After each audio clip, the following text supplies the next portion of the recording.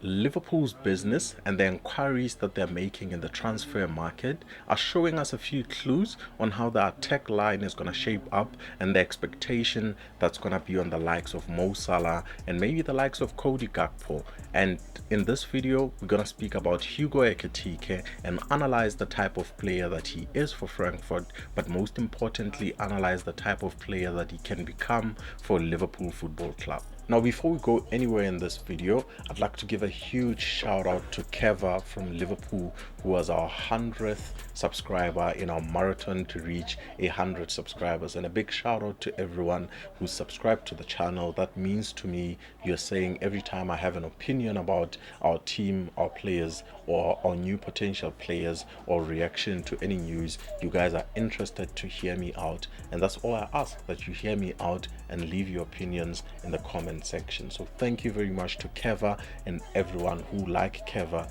have subscribed to the channel.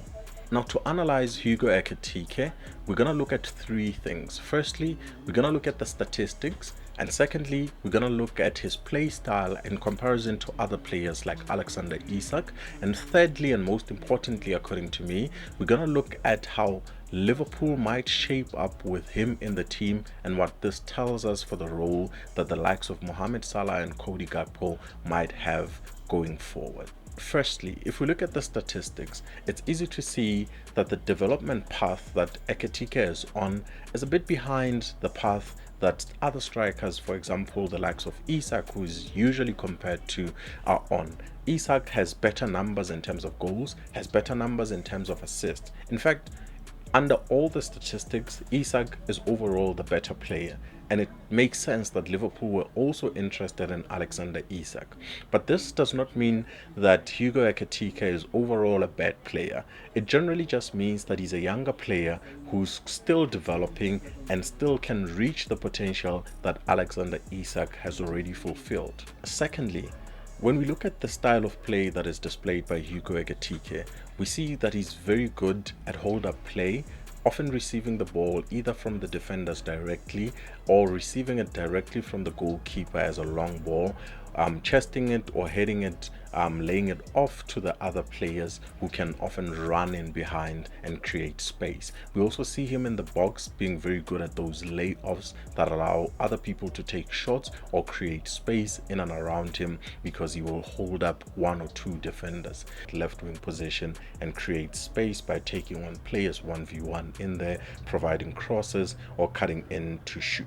Now, for the third part, and the part that I think is most important to us Liverpool fans and Liverpool supporters around the world, is how Liverpool might use Hugo Ekitike if we end up signing him, and the type of role that Mo Salah will have because of him. Now, if you've watched my previous video reacting to the talks with Alexander Isak, you'll see my two theories. So theory number one is that I think if we go for a striker that is out and out number 9, it means we're probably looking to offload some of the goals that Mo Salah is scoring and give him a bit less of a burden to score goals for us and offload those goals to another person, for example,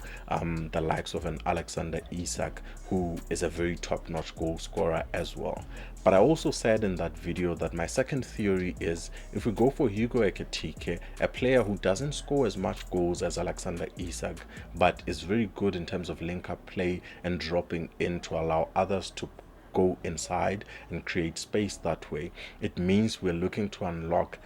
even more potential from Mohamed Salah, if we can say that, because the previous season was record breaking. But I think if we look at the history of Mo Salah in the Liverpool side, most of the times when he's reached record breaking numbers, and we can look at his first season at Liverpool where he reached record goals in the Premier League, and we look at the previous season that we just had where he almost reached record goals, but he reached record goals and assists combined, is when he's playing with a false 9. Now, in the first few seasons it was with Bobby Firmino, who good dribbler, good hold-up play, good layoffs, allowing other players, especially the wingers, to come in and shoot from those inside positions while he's dropping into the midfield or dropping into the positions that they're vacating.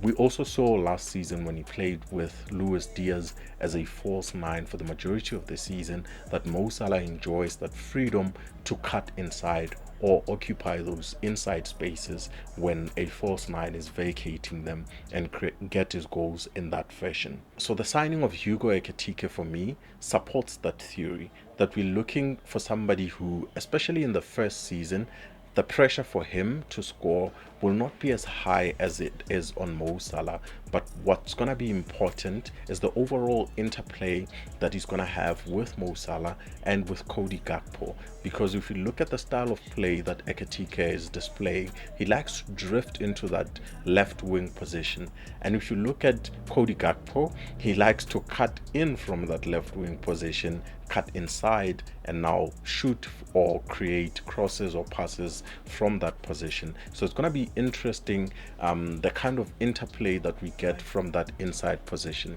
But I think most importantly, he would be dropping in more and creating space for Mohamed Salah to get shots from that inside number 9 position while he's occupying another position. But this also is concerning because if he drops into that left wing position, that is also a position where number one, Cody Gakpo will be there majority of the time, but also we've signed a player in Milos Kerkez who likes to play high up the pitch, so there might be a bit of a congestion in that role, and it would be interesting how to see how Arne Slot solves that conundrum if it does occur. But I think the advanced coaching, the advanced tactics will easily take care of smaller programs like that. But I think overall, Hugo Ekitike is an interesting player for Liverpool, but I think what we can expect from him is less goals, especially in his debut season, as compared to what we would have gotten from Alexander Isak. But overall, I think we get a more fluid front three, and we get Verts either going forward occupying those spaces vacated by Ekitike when he's playing sometimes as a false 9, or we get Mohamed Salah cutting in and occupying that space and getting a bit of that interplay, that movement around those places, and it's going to be very interesting. I think this makes Liverpool's front line or Liverpool's attack very interesting and exciting, and according to reports, this deal is moving very fast, and when it does happen, we'll be back here to celebrate it.